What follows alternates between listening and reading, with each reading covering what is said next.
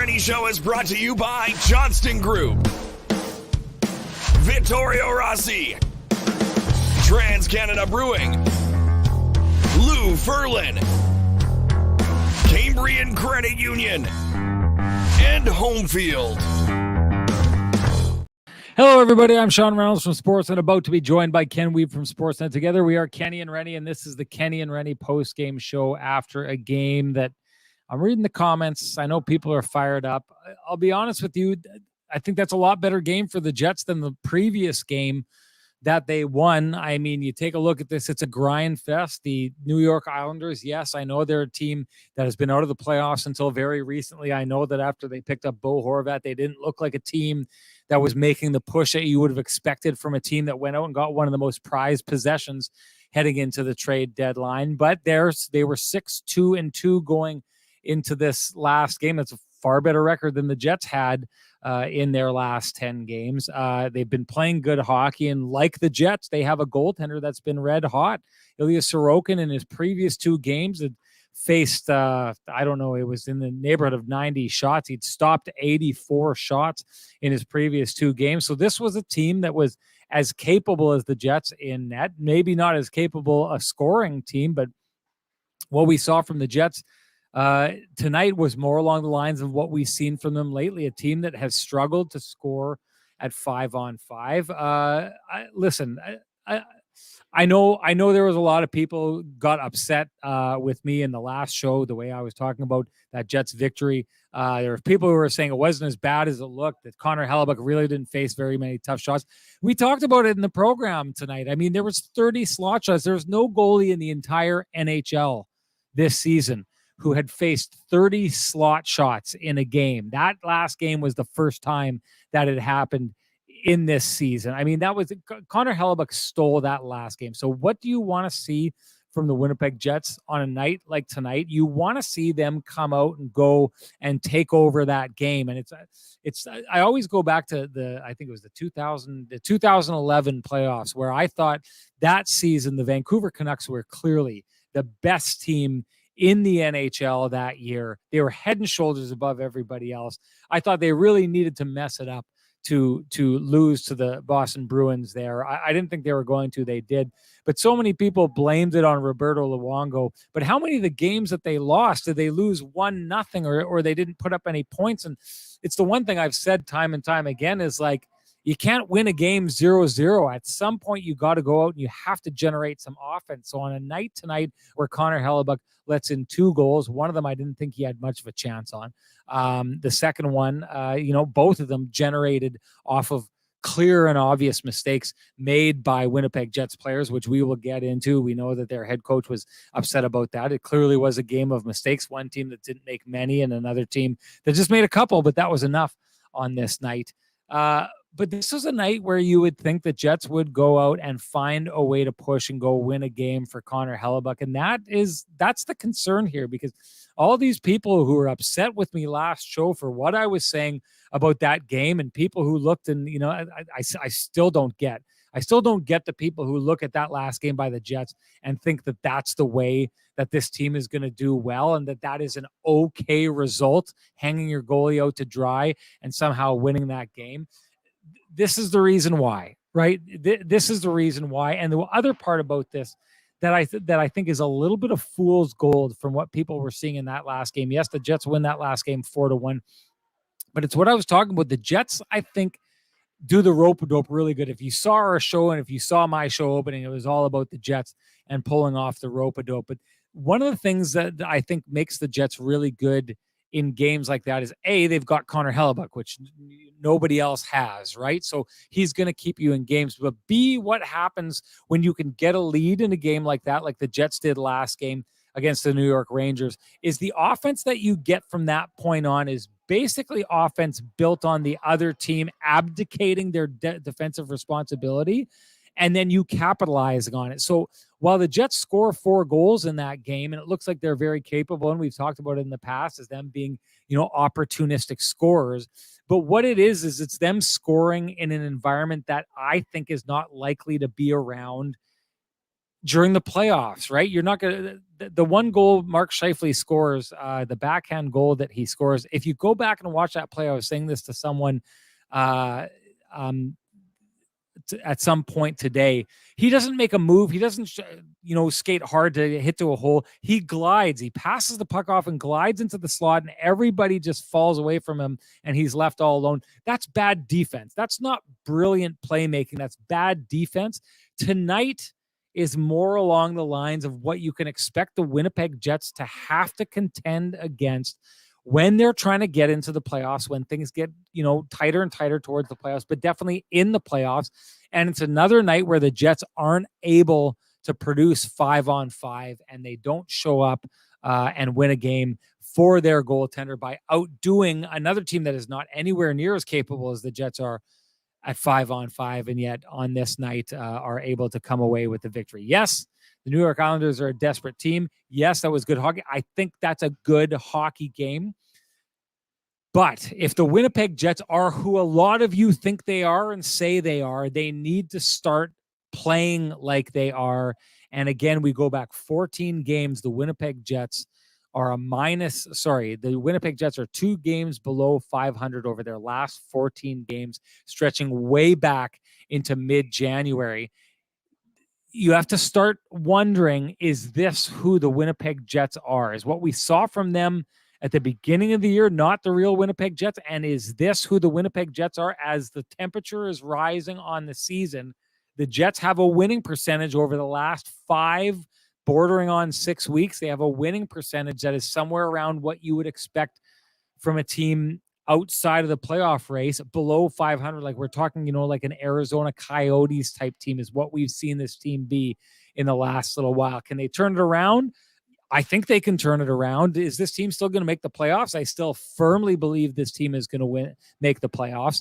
But the one thing that I find really concerning that we have to dive into is we are heading into the trade deadline, and people are talking about it in our chat room. Is this core worth investing in? Is this core worth moving a whole bunch of your future out the window to make a play right now? And I have to say, I'm glad I'm not Kevin Cheveldayoff having to make that determination, because his team is making it really, really hard on him right now. That's my take on the whole thing. Time to bring in Ken Weeb and get his take on the whole thing, the man with the best music in the business. Here comes Ken.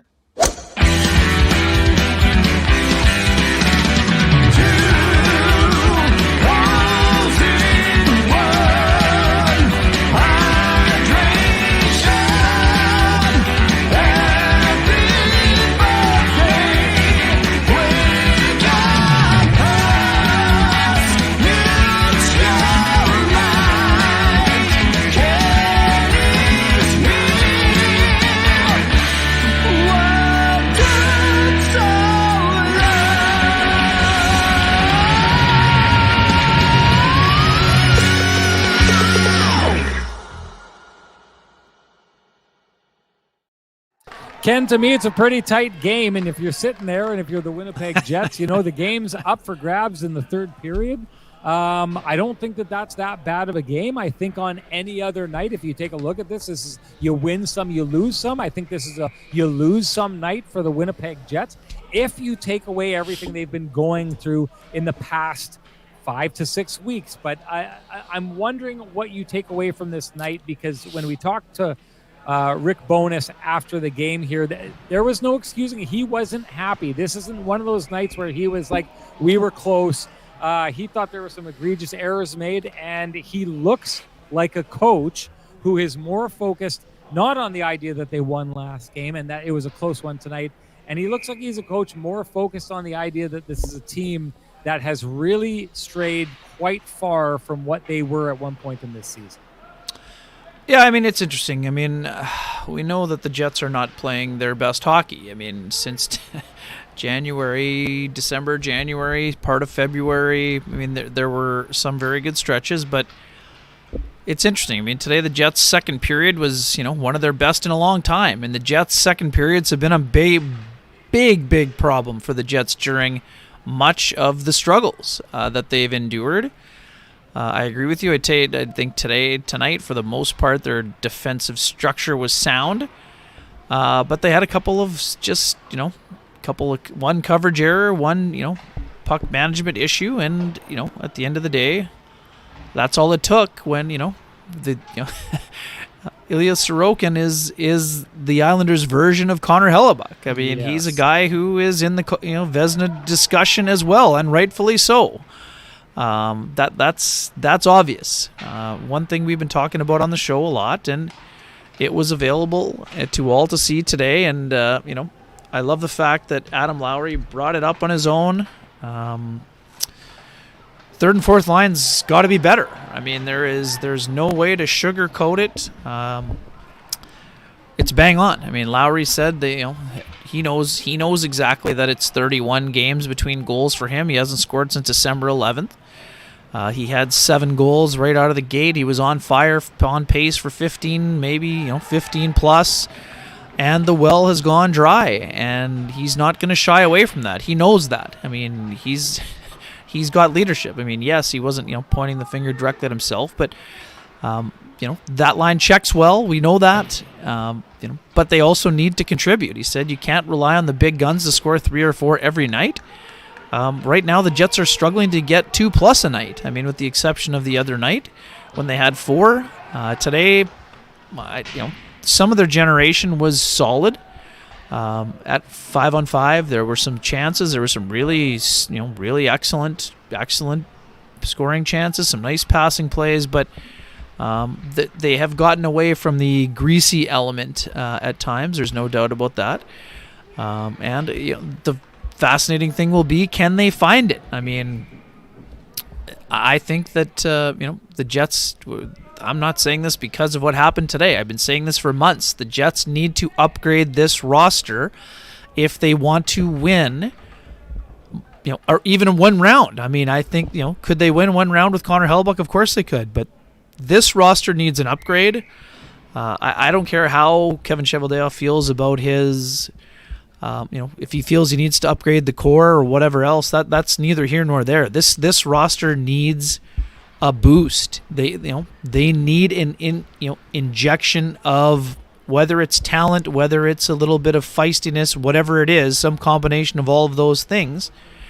They need, they've shown that they're still right in the middle of the contending stage, but they need to improve the roster. Teams around them are improving the. We get it. So far, the East is making most of the moves, and I understand why Kevin Cheveldayoff wants to be patient.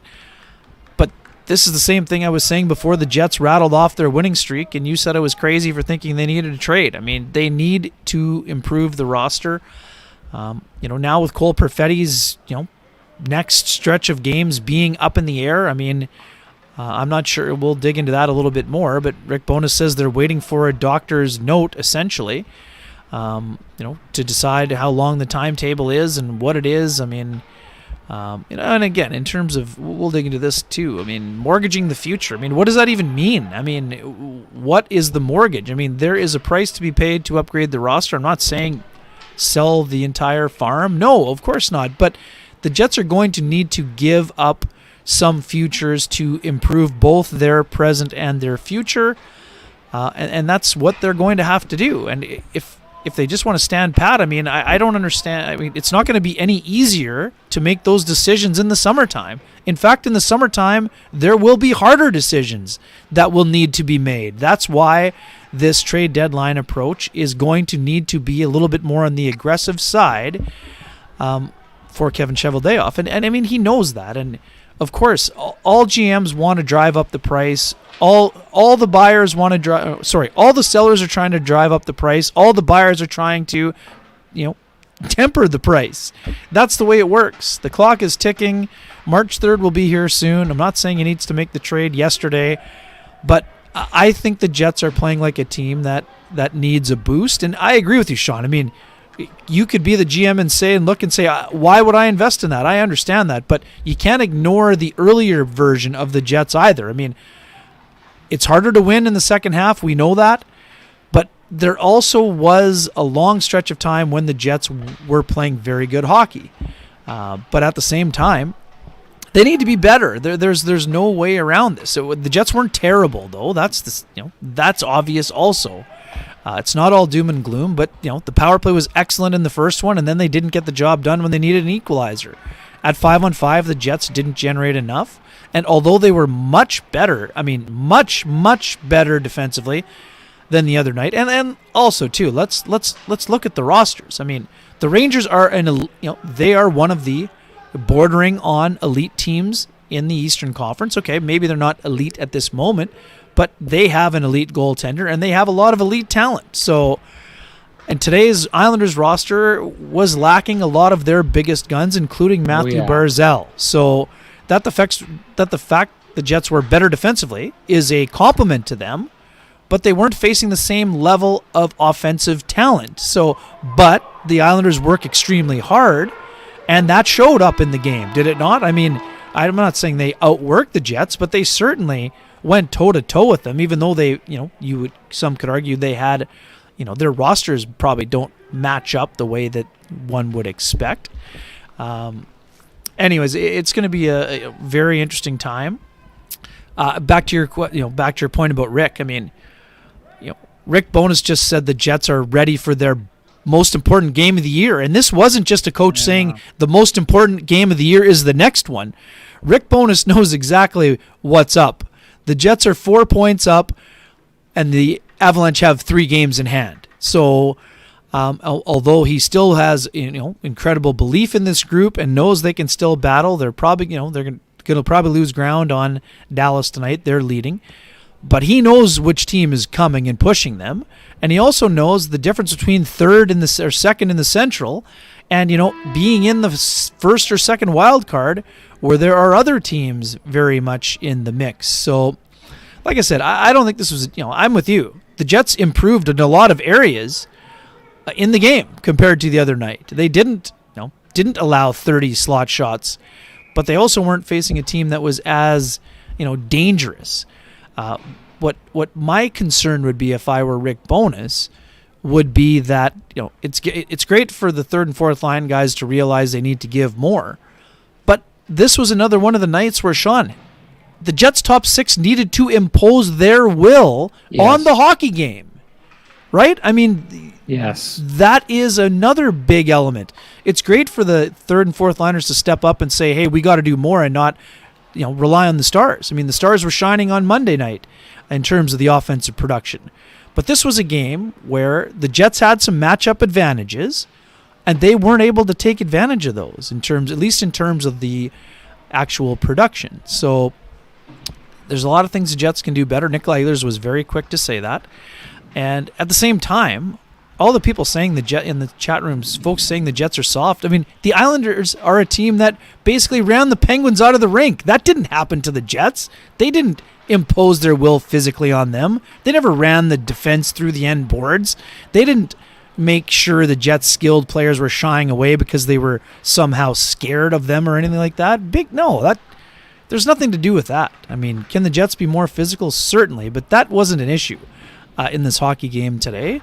The Jets didn't finish against one of the best goalies. So, anyways, there's lots to dig into and sort out. And like I said, it was an interesting game. Jets went 1-4 in this road trip. Or 1-3. That's not good enough if you want to be a first place team in your division or conference. 6-8 in the last 14 with 33 goals for. That's not going to get it done. That's not going to be a 4-round performance. And that, like you said earlier, I'm not suddenly saying here the Jets are going to miss and maybe they're going to dip out, be in a wild card spot. It's up to them. They are in control of their own destiny. We are about to find out what this team is made of, and the core must know this by now, Sean. We've been talking about changes to the core for a long time, and if the Jets don't get the job done, they can't run this team back again. That's obvious. But what changes they make? Will it be more of the under the radar guys? There's lots of people that would be on the wish list, but what are you willing to give up to get those pieces? And what's it going to be? What will it look like, and how will those players respond? But right now, they're a team that needs a jolt, and that I've said that for months. This is not looking through the benefit of looking through the glasses and having already seen the end of the movie. This is something I've felt for a long time, and I think it's been obvious in this last stretch of time. And I'm not saying it's easy for 1 second. It's not. If it were easy, it would have already been done already. But that doesn't mean that all season long the Jets have said they need to look for solutions and not excuses. That also applies to improving the roster right now. There's a lot of reasons for guys to not say yes, but the Jets have to find a way to either find people who are willing to say yes or trade for players who don't have trade protection, and that can help them.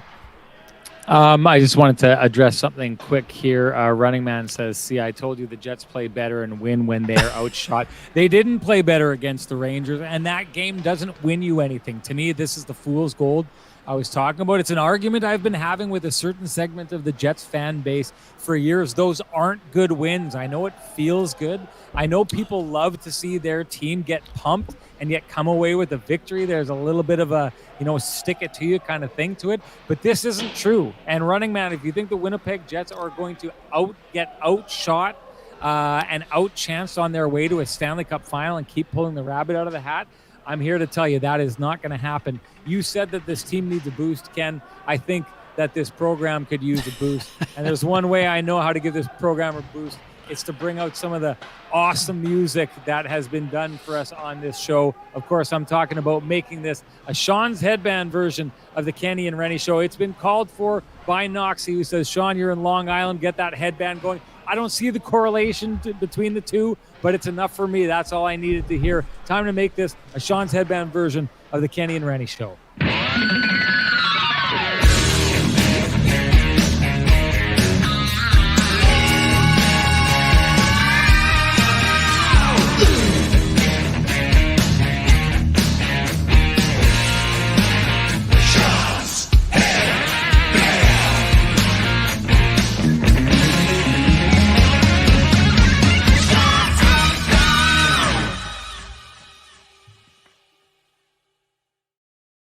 Ken, there's so much I want to get to. What we should get to, though, is the lamplighter. What was your lamplighter on the night?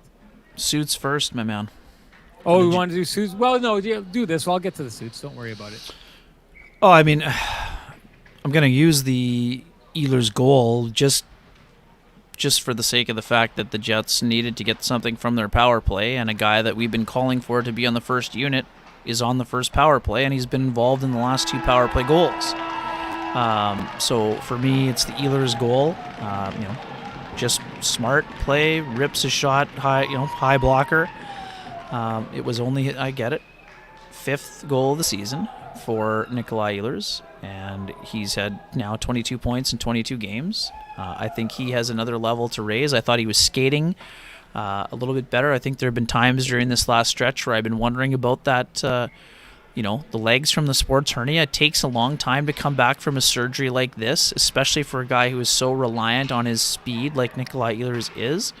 I think he's been playing well, but I think he's a guy that can be more dynamic when he gets his wheels rolling, and I thought his skating was really clicking today. He made an exceptional pass to Blake Wheeler for what we looked like was a tap-in. I mean, that's a miraculous save by Elias Sorokin. It was one of those where I'm guessing that Blake would want that to be find the back of the net, but that happens when you go up against good goalies. But anyways, for me, Ehlers is starting to, for a guy who wanted to be on the first unit, he's been involved in both of their last 2 goals for a power play that had been struggling. So I think the importance of the goal was, of the magnitude that it would warrant a lamplighter in the situation. Brought to you by our good friends at Trans Canada Brewing Company. I would agree with you.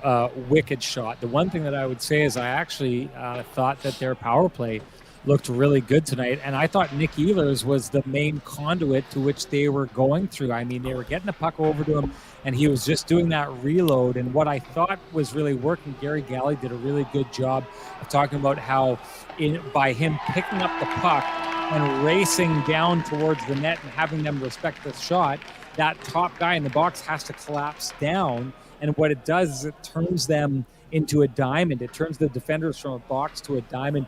He literally changes the way that teams have to defend out of the plan of how they want to defend. Great screen by Pierre-Luc Dubois in that situation. and just an absolutely wicked shot. I mean, I look at that and I think at least coming out of this game, you've got some hope that maybe that power play is going to be waking up, because that's the kind of things that can win you games down the stretch. Like, my goodness, Ken, if we talk about where the Jets are again, 2 games below 500 over their last 14, imagine where this team would be if it didn't have the dominant penalty kill that it has. This team, it could be really ugly. It could be really ugly, and I don't foresee that penalty kill falling apart at all, but holy smokes, do they lean on that probably as strongly as they lean on Connor Hellebuck. But to get back to it, I liked what I saw from Nick Ehlers. I thought it was the most dynamic their power play had looked. I think he's the reason it looked that way. So for me, no doubt, no brainer, he is the lamplighter on this night. And if you are interested in sharing with us your lamplighter, you should be interested, your goal of the game, because if you do, you automatically are entered to win an 8-pack of Lamplighter Amber Ale, Frosty Delicious, from our friends at TransCanada Brewing Company. If you can't wait for Kenny and Renny to hand out an 8-pack of TransCanada Lamplighter Amber Ale, then head on down to TransCanada Brewing Company. Join them in their tap room at 1290 Kenniston. Pick it up there. You had heard earlier, Running Man was talking about it. He went on down there to go pick up his 8-pack that he won on this show. Went down there, got himself a Meat Lover's Pizza and also an 8-pack of the Blueberry Beer. That's what you got to do. When you head down there, do that. Make sure you're trying everything they have, because they've got so much good stuff down there. Ken, I miss that place. I was there like every second day for a while. Been away for a while. I've been on the here. road for so long. I don't get down there as much as I'd like to. I'd love to. You know who's going to be heading down there?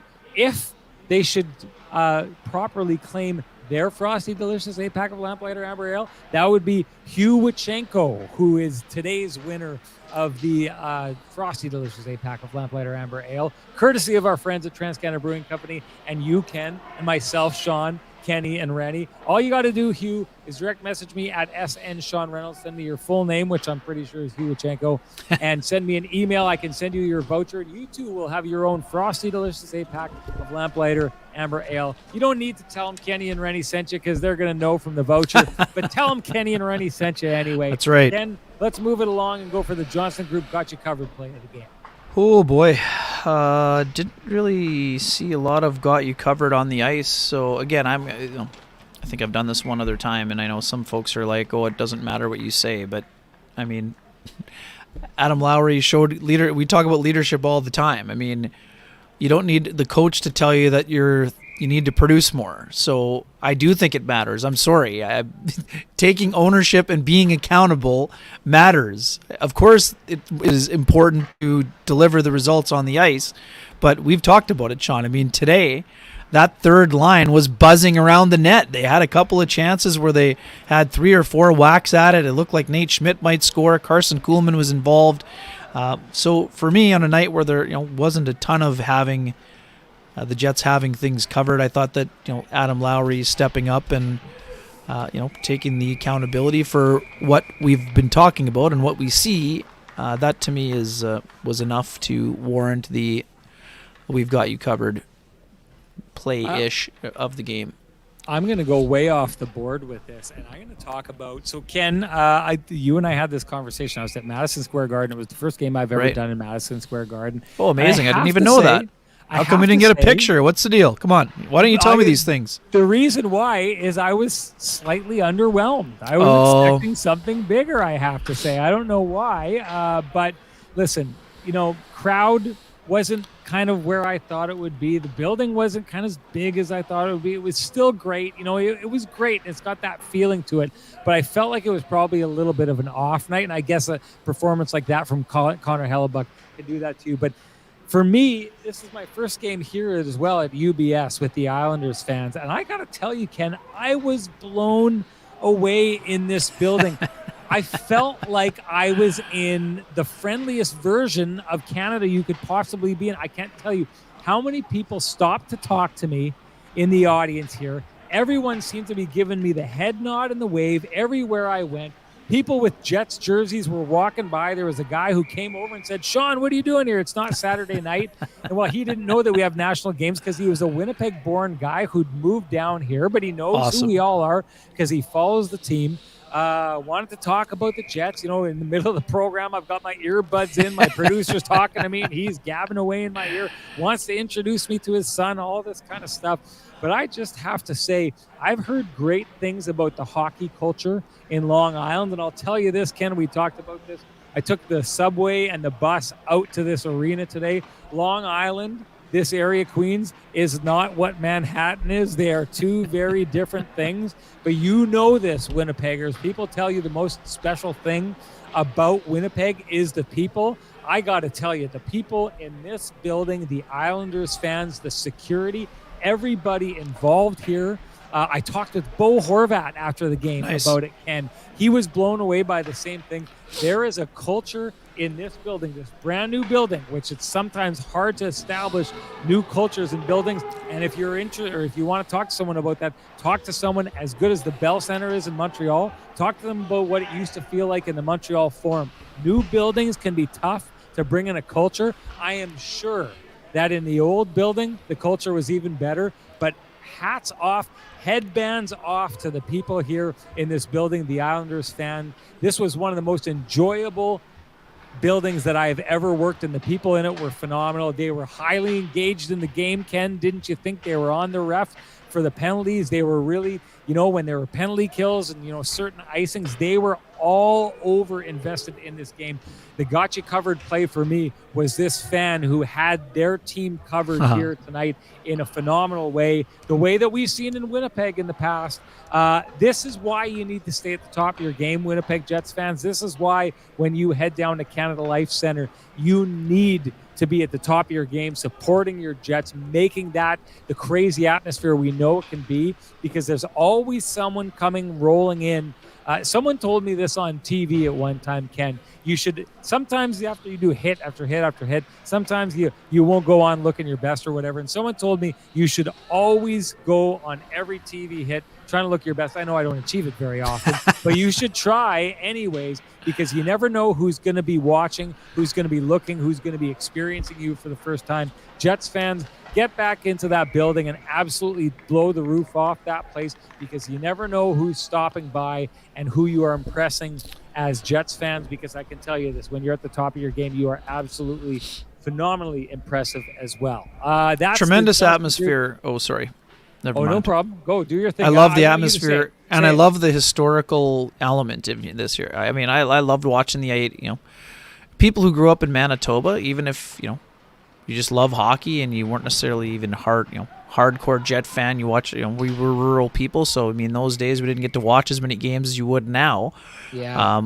But there weren't a lot of fans of the Edmonton Oilers in those days, so you enjoyed the team that they played against the most often. I loved those Islanders teams. I loved that they honored Ken Morrow. I love looking at the building, looking at the retired jerseys. I love seeing pictures of Billy Smith. I love seeing the highlight of John Tonelli or Bobby Nystrom, doing the running man after scoring in overtime. Butch Goring, it was a big part of that. Denny Potvin. I mean, I loved those teams. I loved watching them. I loved collecting hockey cards and seeing them. I loved being able to cover a playoff game involving the Penguins and Islanders at the old Coliseum. And I agree with you. There's a festive kind of a little bit of wrestling-like atmosphere in terms of the audience engagement in this building.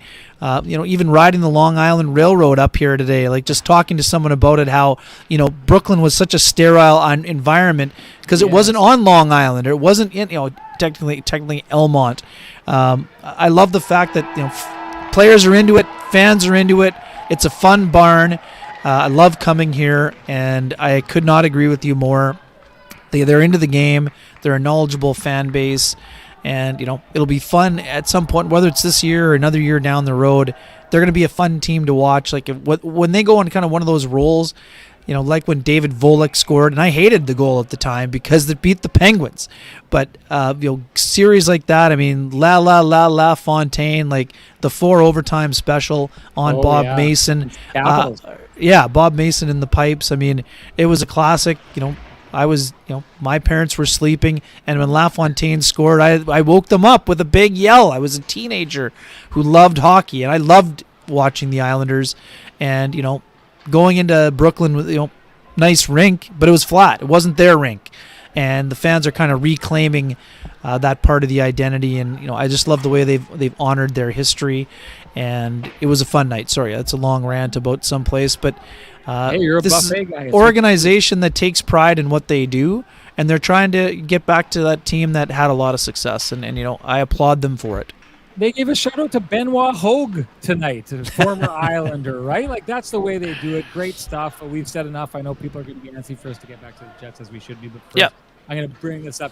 Canadian Club says Renny is good. I don't know what he's talking about. I can only assume, Ken, that he's talking about the outfit provided to me by Frankie and the There boys you go. at Vittorio Rossi. I'll tell you this, from head to toe, everything that I'm wearing today is Frankie and the boys making sure I look good. Hey, if you're going to be in New York, you got to be in the style capital of the world. You got to hold your own, and I feel like I do, but only because Frankie and the boys down at Vittorio Rossi made me look like this. Make you look good too, Ken. Head on down to Corden Avenue, go see Frankie and the boys at Vittorio Rossi. Tell them Kenny and Renny sent you. I wanted to touch on a couple things. The one thing that you were talking about, the idea of can't ignore the earlier version of the Jets. The one thing that has me concerned with that is, the fact that maybe you were we all know that as the season ramps up, everyone gets a little bit better and games get a little bit tighter and so on and so forth. And one of the things that I do remember saying on earlier shows, and when people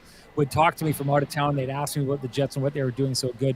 I remember saying the Jets just seem to be more prepared and have their game together more so than any other team coming into the building. And I think about that. If you think back to the game that they won against the Tampa Bay Lightning, that gave so many Jets fans so much hope about this team. One of the things was the Jets kept their composure in that game when Tampa lost their composure. There was a couple 5-on-3s in that game. That's not what you're used to seeing from the Tampa Bay Lightning. And we said this, and we know this is true, Ken. That version of the Tampa Bay Lightning is not the version of the Tampa Bay Lightning teams have seen in the playoffs years past. But the fact of the matter was the Jets had their game at a much more refined level. I truly think the answer to this question is that they've slid and their game isn't as refined. But I start to worry that maybe their depth scoring isn't scoring because the games have ramped up and they may not be at a level where they can score at this time. And I'm starting to wonder if their their top six aren't getting things done and are kind of regressing to that more seam type passes that they're trying to do, because they're getting frustrated with the way that things are ramping up. And rather than falling back into Rick Bonus's system, they're falling into the idea of like what they used to do, right? What they like to do, like to try and create that flow in the passes. And they just don't play that hard game. I wonder, it makes me wonder this. I wonder what the Jets game when it was most refined at the beginning of the year would look like if they were playing it right now. I don't think they're playing it right now, but I do think we have to take into account that the league is getting better. This Islanders team, I can tell you, Ken, is playing better than it did 2 months ago. No doubt about it. The Rangers, even though they beat them, are a team that is far better now than they were earlier on. The best are starting to kind of stand up a little bit here. And I'm anxious for the Jets to get back to playing good hockey and how we know they can play, because I want to see how they can stack up. Because if they don't start playing good hockey and stepping up, you have to entertain the idea that maybe they can't step up their game along with everybody else. Well, they're going to be left behind if they don't find their game in the next month or so. They are going to be left behind. They are going to fall out of the top three in the Central, and then they'll be in a absolute battle for one of the two wildcard spots. I'm not saying that they will, but if they don't find their game in the next stretch of time here, you're right. I mean, the solutions, what are the other, outside of making a trade, Sean, what are the solutions, right? I mean, are you going to call Ville Heinola up? Is that a solution? I mean, I would say that this is one of those, sorry to veering off track here, but I mean, this was one of those cases, Sean. We've talked about it a lot this year. Dylan Samberg was playing really well, and he came out of the lineup, and it disrupted his rhythm. It did. He didn't have a good game tonight. He had a couple good stretches, but I mean, that was something that, again, Logan Stanley, I've got no issue with him, but he didn't deserve. Like, Dylan Samberg didn't deserve to come out And then today it took him a while to get going again. So to me, that wasn't a...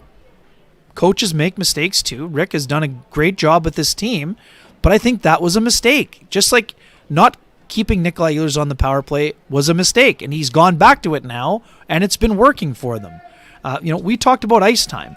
So Nikolai Ehlers today was just under 19 minutes, 18:35. That's better, right, Sean? That's better. 2 goals, 7 shot attempt, or sorry, 2 shots on goal, 7 shot attempts. Sorry, and I should have mentioned Clark Gillies. He was another one of those great players on those Islanders teams as well. But Ehlers more involved, more ice time. That's good. That line was rolling.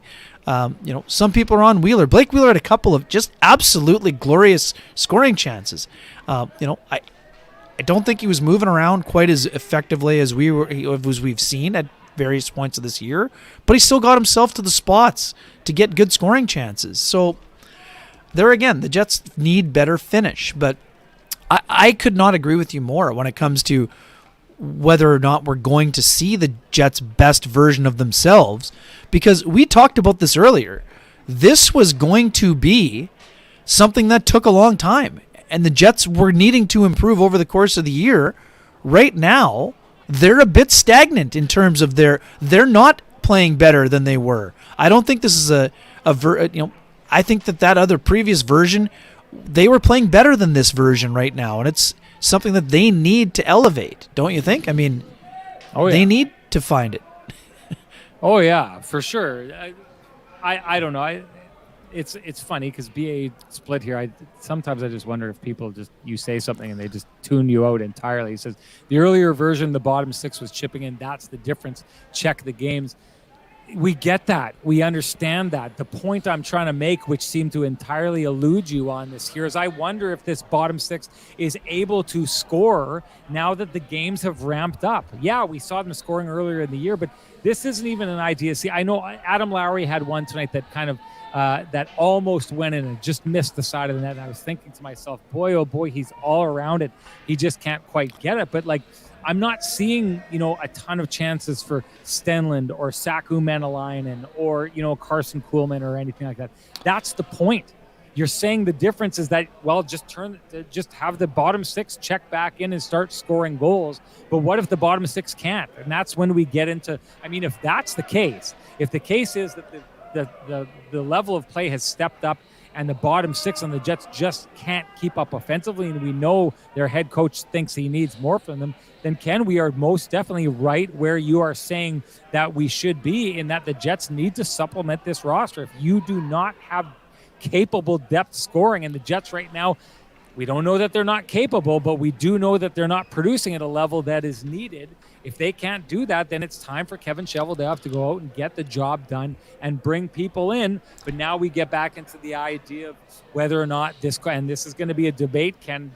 If they lose their next game, this is going to be the debate. I can tell you this right now in the Kenny and Renny chat room, on Winnipeg Sports Talk, everywhere, is whether or not this team, this core, is worth investing in, is worth putting anything into, because at this stage, again, this is the time of year where, take a look at Vegas. Vegas is making moves now, right? They made that trade to drop Shea Weber's contract. They're clearly making moves. They put Mark Stone on LTIR. They're trying to open up space. Clearly, Vegas is getting ready to do something. And if you're Vegas's GM, you're thinking we should do something, because what has Vegas done lately? After absolutely falling on their face, they are tearing it up right now. Mm-hmm. They are trying to show and send a message to their GM with not much time left. How many days out are we from the trade deadline, Ken? It's less than 2 weeks, is it not? Yeah, Friday the 3rd. So Friday the 3rd. So what is it today? The 21st or something like that? 22nd. So 6 and... There we go. 6 and 10 3, days. 9 10 days. Away. 9 tomorrow. So that team is saying right now, listen, give us something, invest in us. We're worth investing in. It's hard to draw from the way the Winnipeg Jets are playing that's the message they're giving their GM. They are not giving their GM that message. It's plain and simple. They are not doing that with their play right now. They are more like acting like they are drowning and they need a lifeline thrown to them. Well, that doesn't sound like confidence. That doesn't sound like, let's move a couple first rounders and some prospects and really build up this team. so that we can throw this drowning man a life raft? What you want to see is a strong man swimming through the ocean and start pushing some waves behind him so to see where he can take it, right? And that's not what we're seeing from the Jets right now. One other thing I wanted to say here quick as well, one, just to wrap that point on the it. bottom six, Sean. Lowry, 31 without a goal. Saku Menelainen, 19 without a goal. Morgan Barron, 16 without a goal. Kevin Stenlund, 10. Carson Kuhlman, 9. Mason Appleton, 8. We know that he's been hurt, but and Sam Gagner, 8 without. So, I mean, that's not just one or two guys. That's the entire, essentially entire bottom six that has gone through a lengthy drought. Nikolai Ehlers scored his first in 11 games today, 10-game drought. And before he scored in New Jersey and got hurt, 2-24 for Cole Perfetti. I mean, this isn't just a bottom six problem. I mean, the Jets need more offense. They're an offensively gifted team. But as you mentioned, it gets harder to score goals in the stretch run, especially in the last second half, but especially in the last 20 games. So the Jets are going to have to find a way to get that done while not sacrificing defensively. But the biggest issue for me is that they're making these bad decisions when it comes to their game puck management, and they're doing it in places where they know they can't make those errors. And today's is a great example. Mason Appleton had his best game of the year, Sean, on Monday night against the Rangers. 2 points. Today, Mason Appleton, it's not that he didn't make the right play, but you have to be entirely sure, and you have to leave that puck in an area where Nikolai Ehlers can skate onto it. It was just slightly off, and it led to, it was some bad luck for sure. It came on a long rebound, everything else.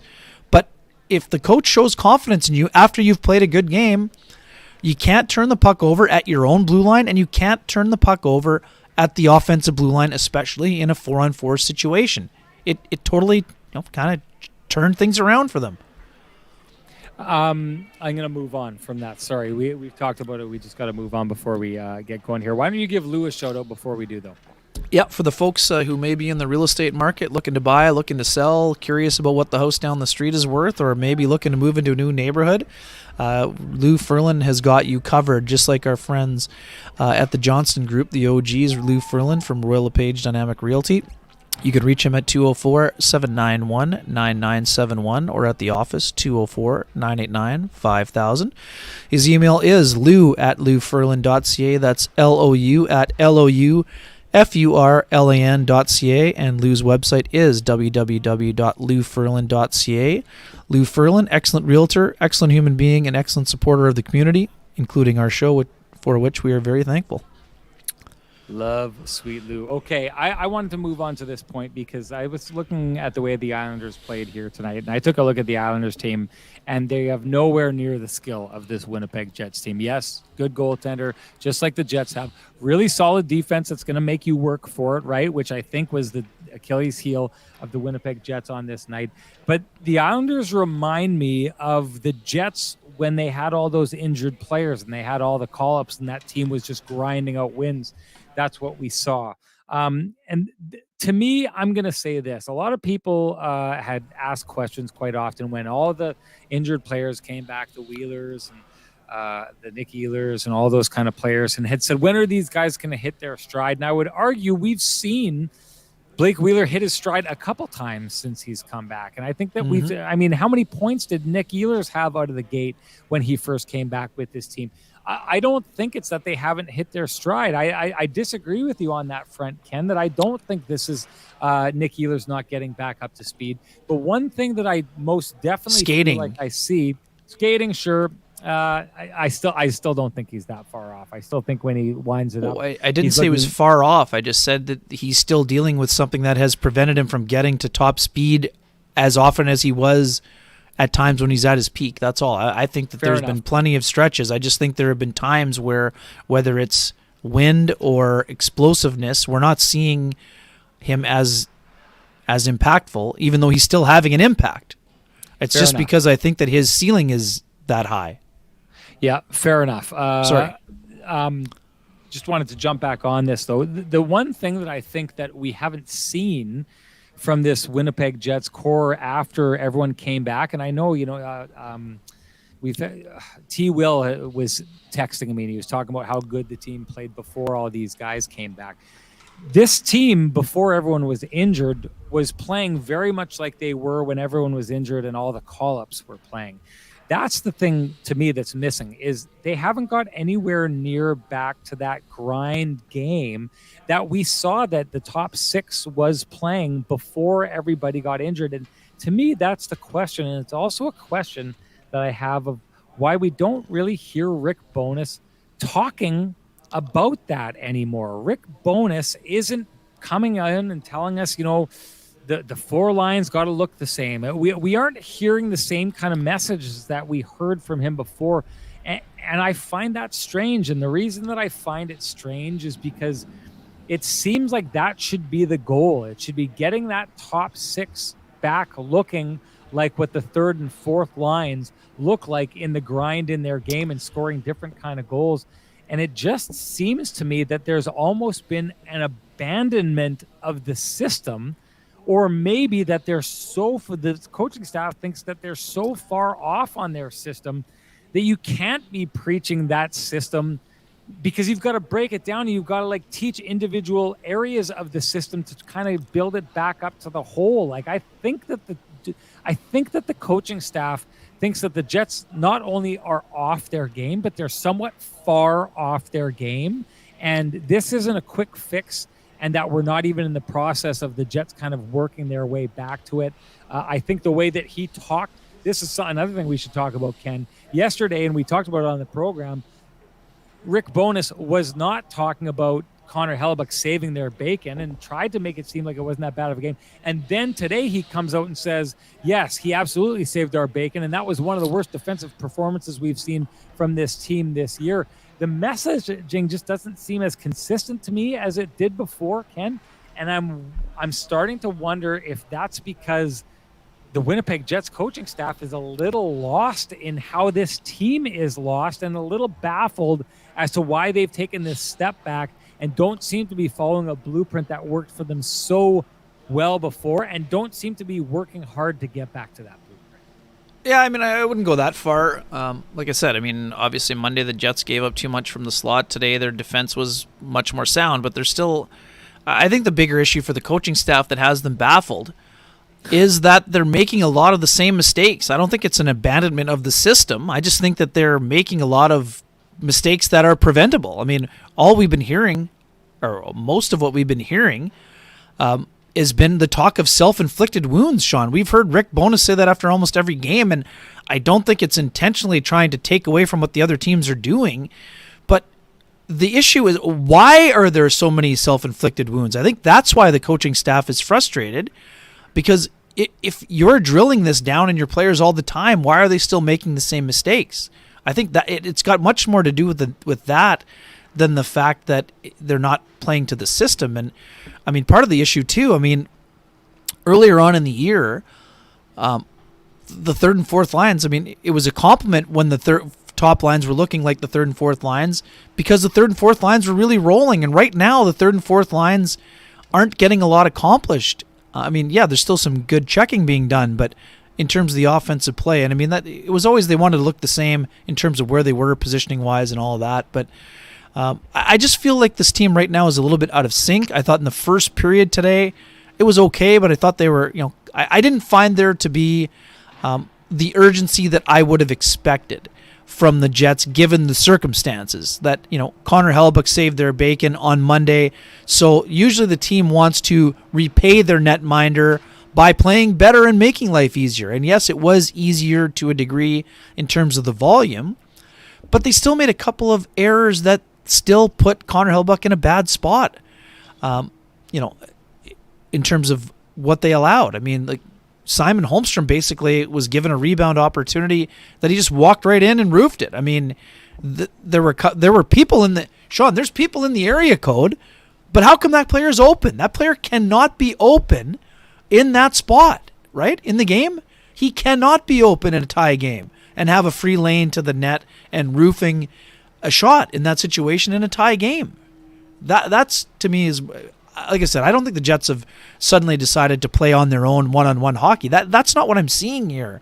I just don't see them having enough players that are elevating their respective games at the same time. I mean, when's the last time we saw the Jets have all 4 lines, or even 3 of their 4 lines, looking really good in the same game? I mean, is it the Pittsburgh game? Is that the last game where they really had a 4-line effort? It's the last super solid game that they played. No doubt. Agreed. Couldn't agree more. And they went into that game having played 4 or 5 games in a row that Rick Bowness didn't like. So that should say something. That even when they were winning, Rick Bowness didn't like where they were. Like, we're talking about the Jets being almost 2 months, well, not quite 2 months. I don't know, 7 weeks removed from playing the kind of hockey their coach wants them to play. That's a long time. Oh yeah, no, I mean it's very strange, and I mean it's head scratching in a lot of ways, but I still think that there are elements that this team can, get the job done, but they have to do a better job. And apparently the Chicago Blackhawks didn't like my proclamation that the Stars were going to steal the game, because now it's 4-3 for the Blackhawks in the game. Well, and this is what I'm taking. Sorry, I didn't want to point this out, but it's you okay. and I had this debate, or sorry, maybe. Yeah, it's a debate. Hey, it's a debate. We ran into our good friend Eric Engels, who was in town here in New York because the Montreal Canadiens last night played the New Jersey Devils. He's a real big believer in the Stars. Listen, I a couple of years ago picked them to go to the Cup final in the year that they did. I've always had a lot of belief in that Stars roster. I don't have any belief in them right now. Like, good teams fighting for first, don't give up 3-goal leads to a team like the Chicago Blackhawks. And yes, someone's going to tell me that they beat Toronto the other night 3-0, and you allow a team that is second worst in the league or around worst in the league to come back and score those 4 goals on you. The Dallas Stars are a team I have very little faith in. And I have to say, and I said this to you at the beginning of the year, I didn't like their pickup of Pete DeBoer as their head coach. I don't know if this has something to do with it, but in this situation right now, we talked about this. They can't win a game. They're lucky. I shouldn't say lucky, but they're getting a lot of their points off of taking games to overtime. Maybe they'll do it tonight, but I just think even whatever happens tonight, even if they come back and get 2 points out of this game, giving up giving away a 3-0 lead against a team like the Chicago Blackhawks shows me that the Dallas Stars in this moment are not a very serious team. And another team that if I was their GM, I'd say, what kind of message are you sending me? You want me to go out and do something right now, and you're showing me by blowing 3-0 leads against a team like the Chicago Blackhawks? I don't know. Maybe Patrick Kane is going out and trying to audition and saying, hey, listen, you'd be up 5-2 right now if you would trade and get me on your team. But I am not at all liking what I'm seeing from the Dallas Stars, a team that I think is highly capable, but approaching hockey in a very unserious manner at this moment. Yeah, I mean, I don't know about that either. And I mean, we're not on the same side when it comes to DeBoer. I actually like the hiring by them of DeBoer. I know we're not on the same page on that, but and I also think too, I mean, the Stars still have Heiskanen. I mean, he's still one of the best defensemen in the division. So, and they still have one of the best goalies in the division. So, right now their offense is not clicking either. I mean, look at what we said about Mason Marchment. He came out of the gate on fire. He's been barely able to score either. I mean, he's had a humongous drought, and we thought we were going to see the player that, had a 4-point game against the Jets last year and was going to be this big power forward. And he had an early hat trick, I think, and he's kind of gone cold. I mean, Seguin, Jamie Benn's having a great year. Seguin's been rolling at times. Wyatt Johnston. I mean, they have a lot of pieces still. So, I mean, this is the thing that's been, like I said, the reason why I said earlier that the earlier games by the Jets matter is because of what Vegas has done. They went through a stretch where they were really struggling for like 7 or 8 games. And yes, they had a ton of injuries, but they finally got it together and said, hey, let's get back to the way we were playing. So, that's what they've started to do. I think the Patrick Kane sweepstakes are fascinating. I don't think he's not a factor for the Jets. But for me, Dallas and Vegas are both very much in this mix. Like, for people that have forgotten, Tyler Seguin and Patrick Kane played together in Switzerland during the lockout. Nikolai Ehlers was a 16-year-old kid who was skating with those guys. So to me, I think there's a fit there. I think there's a fit for Vegas. I think that's part of the reason why they cleared the money. I mean, everyone's speculating it could be for Timo Meier, but I mean, the initial push could be for Patrick Kane. And here's the other part: if Kane goes in there and scores, Maybe they find the money for him going forward. Who knows? I mean, that's the thing. If you've only played for one organization, I understand why Patrick Kane would want to stay with the Blackhawks. But if you go somewhere and you go on a run and you see how much fun it is in that building every single night, you might want to stick around there. Anyways, that's neither here nor there about the Jets. They need to get back to their roots. And the problem is, what is this team, right? Right now, the Jets, I think they're having a bit of an identity crisis, Sean. They're an offensive team that's not scoring, and they were playing better defensively at times, and now there's cracks in that foundation. So right now what they're leaning on is their penalty kill and their goaltender. And they need whether it's leadership or whatever, they have leaders on this team. They're going to have to lean on those guys. The other night, Scheifele delivered. Josh Morrissey delivered. Kyle Connor delivered. Pierre-Luc Dubois had a great game. But right now, the Jets need to get back to being what their identity is. But right now, they're searching for what their identity needs to be in order for them to be good. And that's what you talked about earlier. They're not going and scoring those greasy goals right now. It's been mostly, even the other night, flash and dash for a couple of those goals, right? On the on the even strength goals out of the 3 they scored. So it's a fascinating time.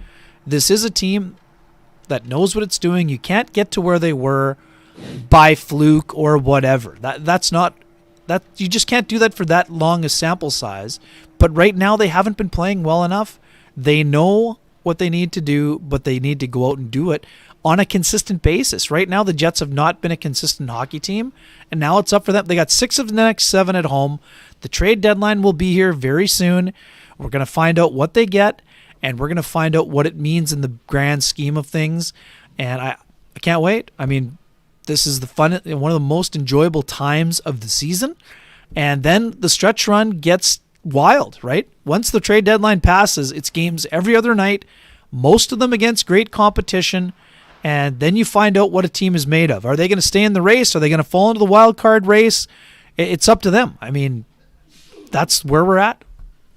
I couldn't agree with you more with that, Ken, but I love to end the show agreeing to disagree. So I'll have to just bring up the Dallas stuff and say you're wrong on that situation, and I'm going to get the last word on it. And that's it, period. We also like to end this show with a great comment that we like to highlight for our home field.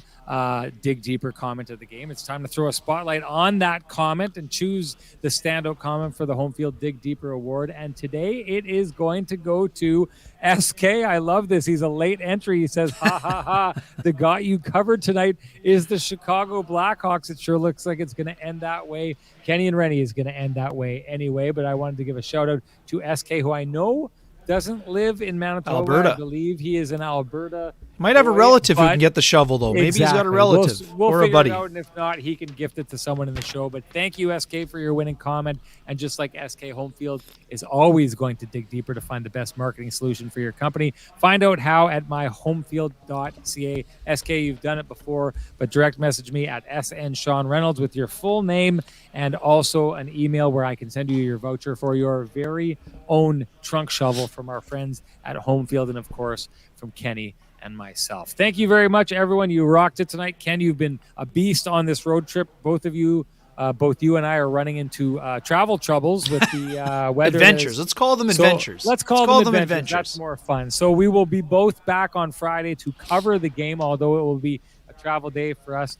Back to cover the game. We're hoping. Let's just say we're hoping to be back for the game. Sean, let's not go with the jinx here. Yeah, you know me and my travel this year. Hey, listen, if you see me on a plane somewhere, if you hop on a plane and you see Renny sitting there, look for customer service. Look for customer service. If you see Sean at an airport, look for customer service after saying hello.